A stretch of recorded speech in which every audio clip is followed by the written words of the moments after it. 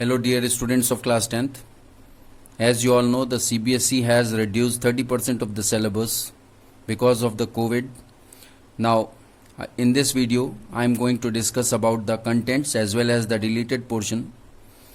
So, now the content for the next year board examination.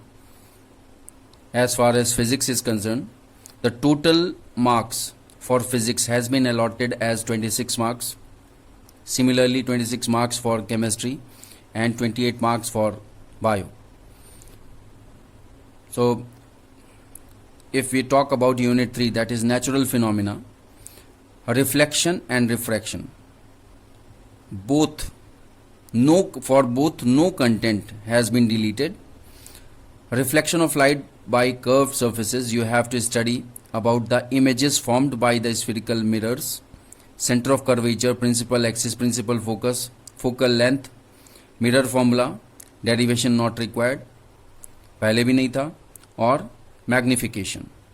Similarly, refraction, laws of refraction, refractive index, refraction of light by spherical lenses, image formed by spherical lenses, lens formula, derivation not required, magnification, power of lens, refraction of light through a prism, dispersion of light, scattering of light and applications in daily life. Means board ने reflection और refraction में कोई change नहीं किया है. Now unit 4 effects of current, ये 14 marks का इसमें पूछा जाएगा. And the contents are electric current, potential difference, Ohm's law, resistance, resistivity, factors on which the resistance of a conductor depends, series combination of resistor, parallel combination of resistor and their application in the daily life, heating effect of electric current and its application in daily life, electric power and the interrelation between P, V, I and R. effects of current के portion में जो पहले था उसमें कुछ deletion हुआ है, वो अभी हम आप लोग को बताएंगे. उसके बाद magnetic effect of electric current में कोई चीज़ डिलीट नहीं की गई है. कंटेंट्स हैं magnetic field lines, magnetic field due to current carrying conductor, field due to current carrying coil और solenoid, force on current carrying conductor, Fleming left hand rule, electric motor, electromagnetic induction, induced potential difference, induced current and Fleming right hand rule.